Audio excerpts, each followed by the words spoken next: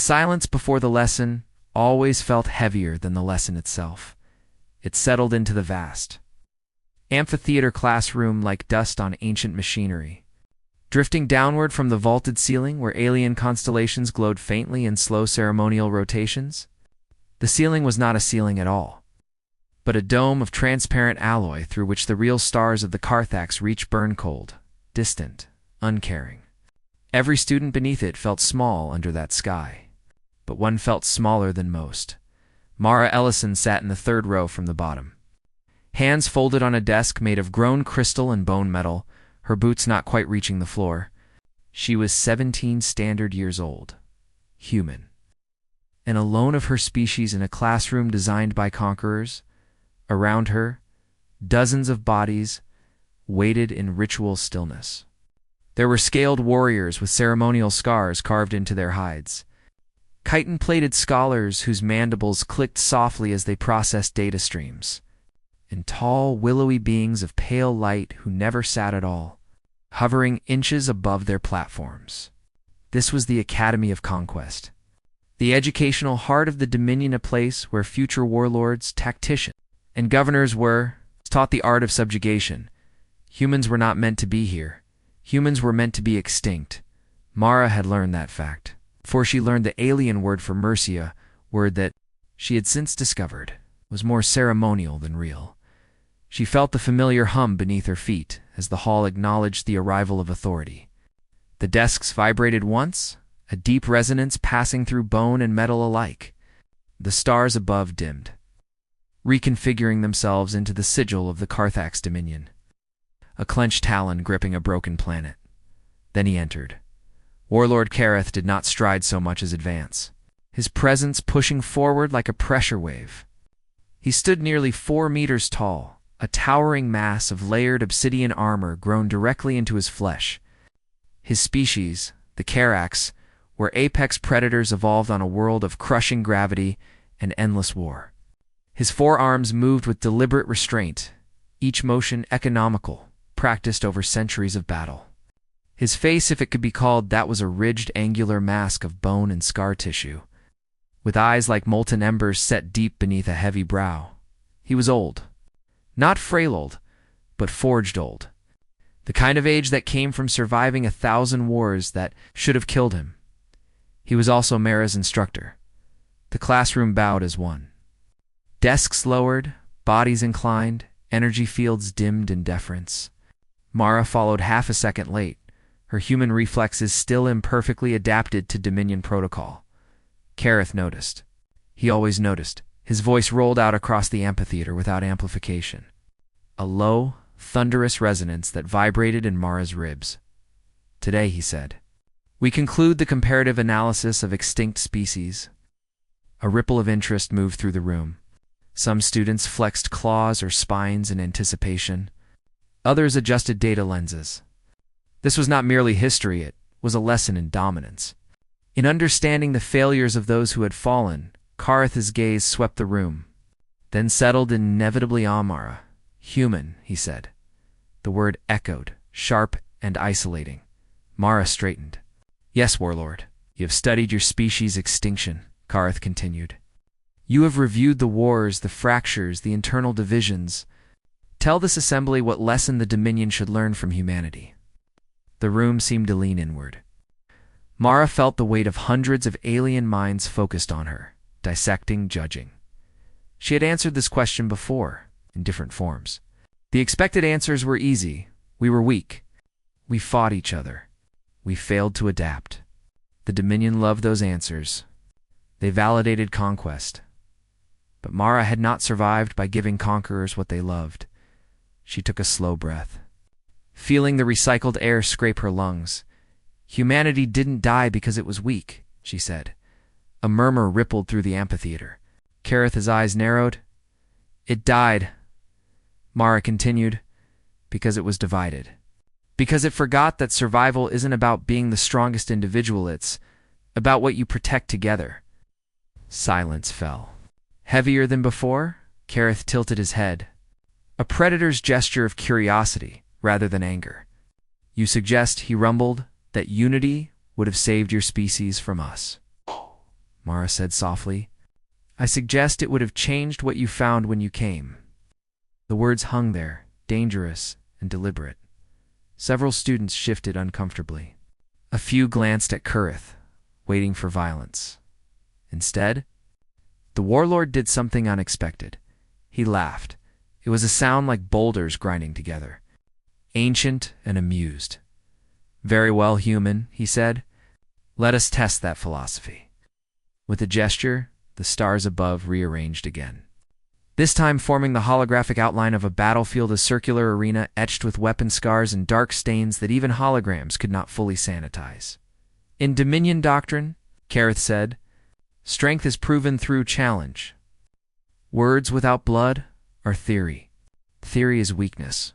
His gaze burned into Mara. I issue a challenge to this classroom. One of you will face a Dominion champion in single combat.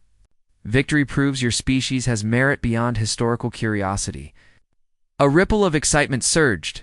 Students straightened, eager, calculating. This was an honor. Kareth's eyes never left Mara. Human, he said. Choose your representative. Her heart hammered. This was at the moment she had always feared, always half expected. I won't fight, she said. A few students hissed in contempt. Kareth's lips pulled back, revealing teeth like obsidian blades. Then your species fails again. Mara lifted her chin. I didn't say that. She met his gaze, every survival instinct screaming. And spoke the words that would change everything. I choose your best fighter.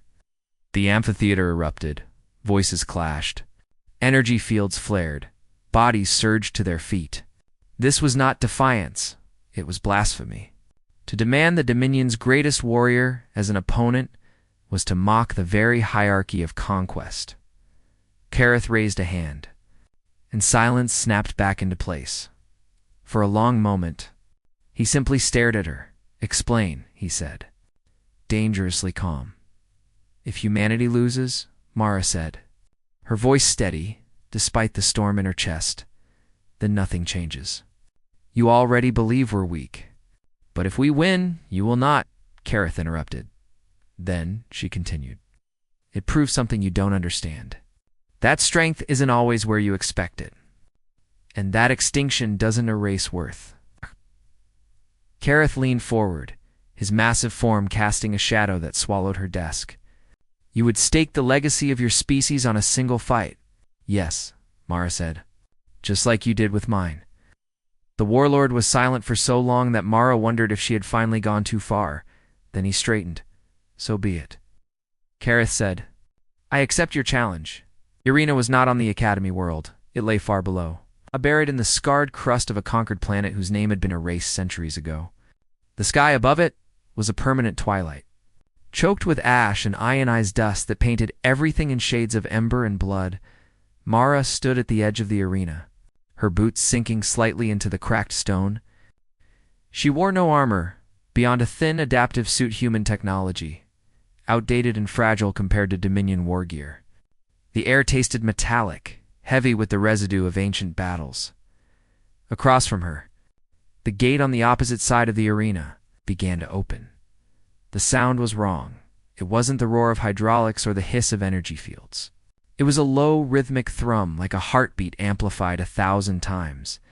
The gate split apart, and something stepped through it first. Mara thought it was a machine. The figure was tall, taller even than Kareth, with a silhouette of layered plates and angular limbs. Its surface shimmered with shifting patterns, dark metal flowing like liquid over solid bone. But then it moved, and the movement was too organic. Too alive. This was not a champion chosen for spectacle. This was a relic. The arena's ancient systems whispered the name into Mara's visor. Translated automatically, Vorko, the last blade. He was older than the Academy, older than the Warlord who commanded him. A being who had survived not by conquest alone, but by adaptation, by learning when to strike and when to endure. And Mara was supposed to face him, the crowd, projected holographically from the Academy, fell into stunned silence. Even Kareth did not speak. Vorko stopped at the center of the arena. His head turned, sensors focusing on Mara. She felt the weight of that gaze like a physical force. You are small.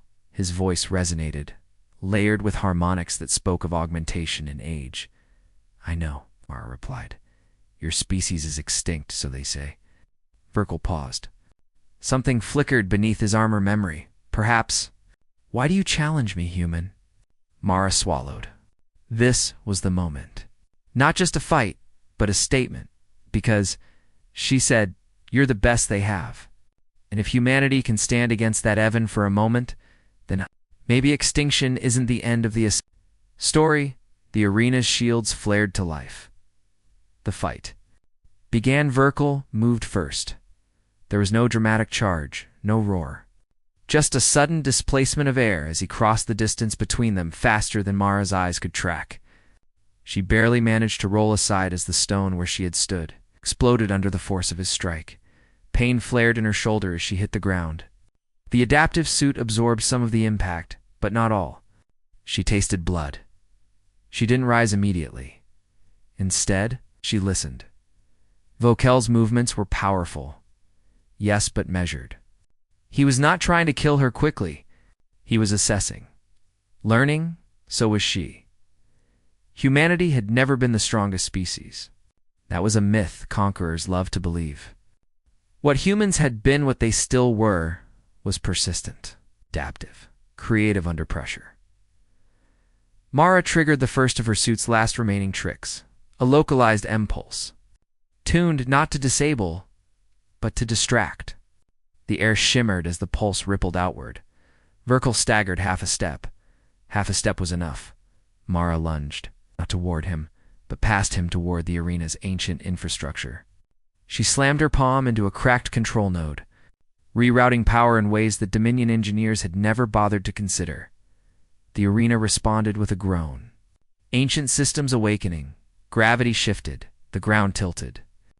Then rotated, turning the battlefield into a vertical spiral. Verkle adjusted instantly, magnetic clamps anchoring him to the stone. Mara did not have that luxury. She slid, scraped, barely catching herself on protruding metal. The crowd watched in disbelief. This was not how Dominion champions fought. This was not how battles were supposed to unfold. Mara laughed, breathless, half hysterically as she clung to the wall. You see? She shouted, her voice echoing through the arena. We don't win by hitting harder. We win by changing the rules. Verkle paused. Then slowly he disengaged his clamps. He let himself fall. The impact cratered the arena floor. Dust and debris filled the air. Mara lost her grip, tumbling, pain screaming through her limbs. She hit the ground hard, vision swimming. A shadow loomed over her. Verkle knelt, one massive hand pressing her into the stone. His other arm raised, weapon systems humming to life. This is where you die, he said not unkindly. Mara met his gaze, coughing. Maybe, but if I do, remember this moment. Remember that a human stood here. That extinction didn't make us irrelevant. For a long second, nothing happened. Then Verkle did something no one expected. He withdrew his weapon. I remember, he said quietly. The arena shields flickered. Karetha's voice boomed across the battlefield. Finish it. Verkle did not move. I will not, he replied. Shock rippled through the projections. She has proven her point, Verkle continued. Humanity is not strong in the way we measure strength, but neither are we wise to ignore it. Silence. Then Kareth spoke again, slower this time. You would defy the Dominion. For a human? For an idea, Verkle said. One you have forgotten. The Warlord's eyes burned, but there was something else there now. Not rage. Recognition. The arena systems powered down. The fight was over. Mara lay on the cracked stone, pain and exhaustion washing over her in waves. But she was smiling because she had survived, because humanity had been seen. Later, much later, in a quiet chamber overlooking the ash-choked horizon, Kareth stood beside her recovery pod. You have altered the course of this academy, he said. Perhaps more. Mara looked up at him, bruised and weary. then maybe. That's how humanity survives. Not by conquering, but by changing what conquest means. Kareth was silent. Outside, the stars burned on and changed, indifferent, eternal. But somewhere among them, a signal was already forming. A new message, a new mission. And for the first time since Earth had fallen, humanity was no longer alone in the dark.